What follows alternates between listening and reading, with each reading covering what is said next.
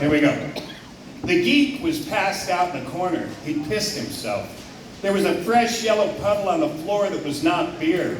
Fortunately, it wouldn't be noticed. His handler kicked him in the ribs. "Let's go, master. You got 10 minutes. The geek lifted his head and smiled with swollen lips. He resembled a mid-November jack-o'-lantern, a few broken teeth and a fake gold crown with a zirconia glistening in the dim light. "I need another beer," he slurred. "I know we got a fucking tab. That Jewish prick needs to get his shit right." "He'll get right," his handler said. "Just get up, I'll get you one."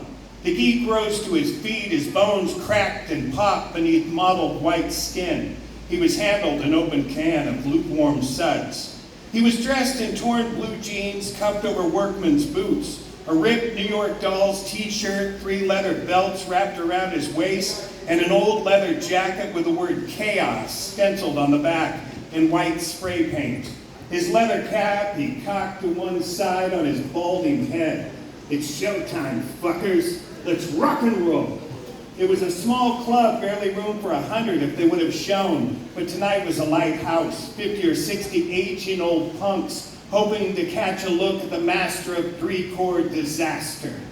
The geek entered to the sounds of drunken catcalls and jeers. He staggered towards the stage like a spastic Elvis with a twice-busted hip. He puked as he wrapped his hand around the microphone. The small crowd cheered.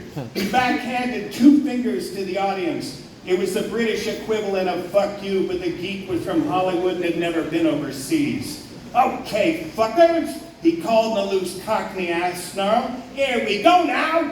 His backing band cranked into gear and the old punks circled around the stage. They bumped and swayed and creaked and groaned. "I ain't no corporate stooge," the geek howled. "I ain't no government boy. I'm as right as a free man can be. I ain't no victim of Miss Liberty." After a sloppy 20-minute set, the band dropped their instruments and called it a night. The crowd returned to the bar. The geek made his way backstage, and there he sat as sober as he'd been in years. It was one of those rare nights when his alcohol haze remained as sweat on the stage. He ran his hand down his arm, tattoos of saline scenes passed under his fingers he'd never been to see. "Do you think I'm a joke?" the geek asked. "Am I valid?" "Sure you are," his handler replied. He counted out his percentage of a small take. "You're punk as fuck, buddy. You ain't no stooge." "Nah," the geek sighed. He was ready for another beer.